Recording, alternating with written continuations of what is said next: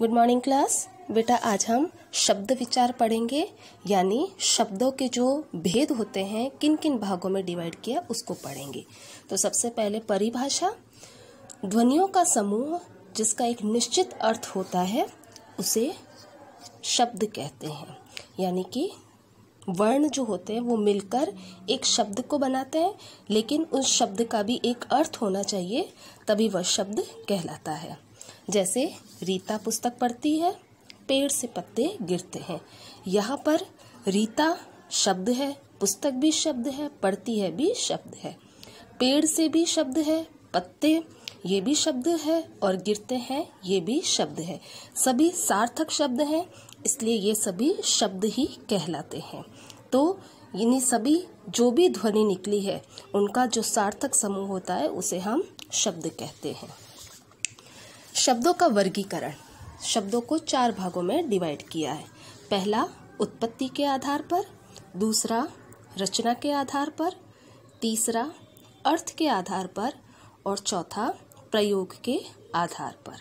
तो 4 भागों में डिवाइड किया। सबसे पहले हम पढ़ते हैं उत्पत्ति के आधार पर। उत्पत्ति के आधार पर भी शब्दों को 5 भागों में डिवाइड किया।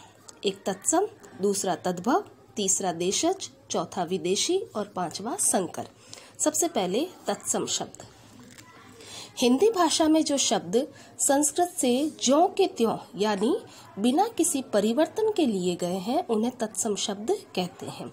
जो संस्कृत के शब्द होते हैं जिन्हें हम हिंदी में भी यूज करते हैं, जैसे द्वितीय, पुत्री, स्वप्न आदि। और तद्भव शब्द संस्कृत के वे शब्द जिन्हें हिंदी की प्रकृति के अनुरूप ढाल लिया गया है उसे तद्भव शब्द कहते हैं।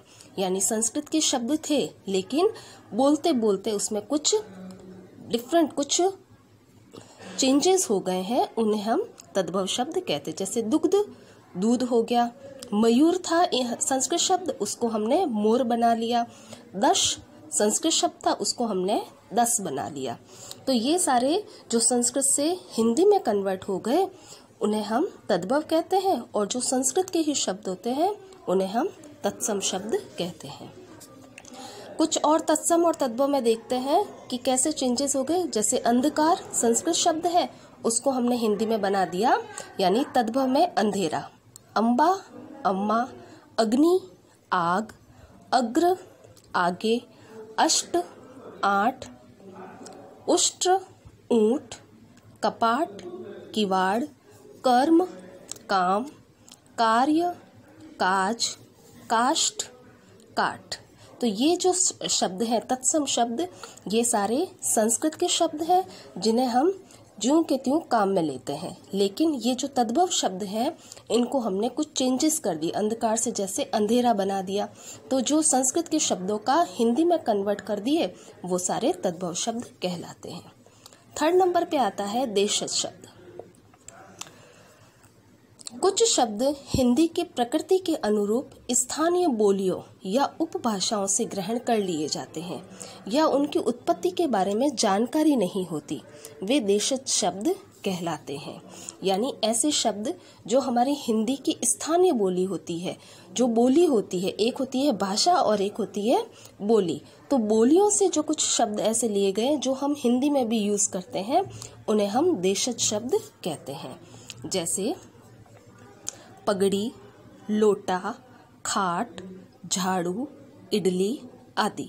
ये जो शब्द हैं ये हिंदी के शब्द नहीं है, लेकिन हिंदी की जो स्थानीय बोली है उनके शब्द हैं, इसलिए ये सारे देशज शब्द कहलाते हैं।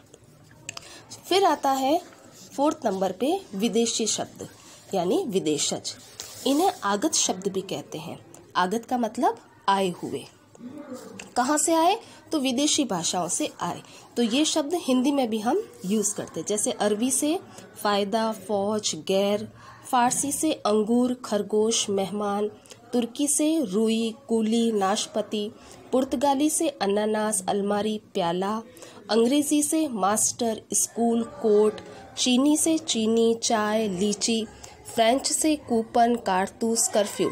तो ये जो सारे शब्द हैं ये बाहर की भाषा से आए हुए शब्द हैं, लेकिन इन्हें हम हिंदी भाषा में भी प्रयोग करते हैं।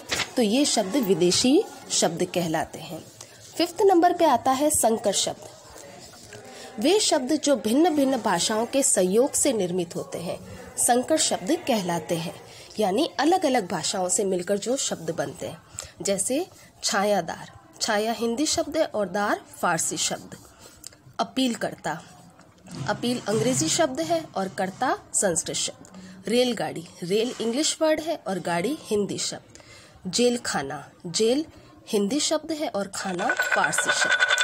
लाठी चार्ज, लाठी हिंदी शब्द है और चार्ज इंग्लिश वर्ड है। तो दो भाषाओं से मिलकर जो शब्द बनते हैं वो संकर शब्द। फिर आता है रचना के आधार पर भी शब्दों को बांटा है। पहला है रूढ़ शब्द, दूसरा यौगिक शब्द और तीसरा योग रूढ़ शब्द।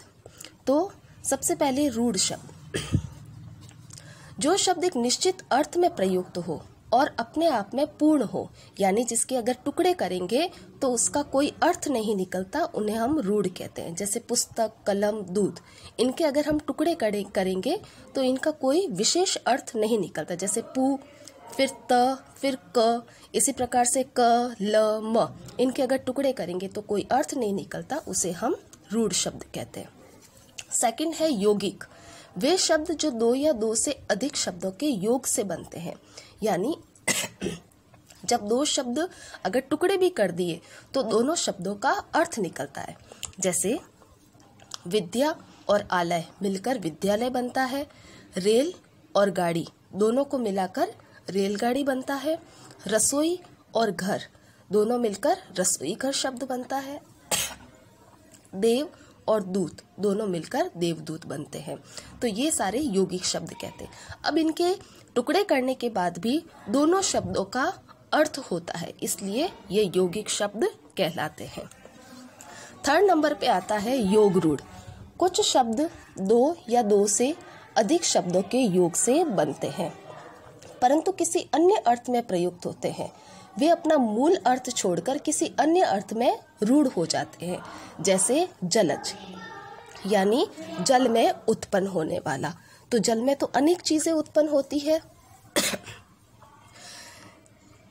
लेकिन जलज का जो अर्थ है वो सिर्फ कमल के लिए यूज होता है। इसी तरीके से अगर मैं कहूँ दशानन, तो दशानन का मतलब होता है दश यानी 10, आनन यानी मुंह वाला, 10 मुंह वाला। लेकिन शब्दों का जो अर्थ है वो हमें 10 मुंह वाला बताता है, लेकिन इंडिकेट करता है ये हमें रावण की तरह। यानी कि ये जो दशानन शब्द है ये योग रूढ़ शब्द कहलाता है। इसी प्रकार से और भी खूब सारे वर्ड है, जैसे नीलकंठ, नीला कंठ, जिसके नीला कंठ होता है उसे कहते हैं नीलकंठ। लेकिन ये जो शब्दों का जो अर्थ है वो कहता है नीले कंठ वाला, लेकिन अर्थ किसकी तरफ इंडिकेट करता है? शिव जी की तरफ। तो ये जो नीलकंठ है ये भी योग रूढ़ शब्द कहलाता है। तो बेटा अभी यहाँ तक ही पढ़ेंगे हम। धन्यवाद।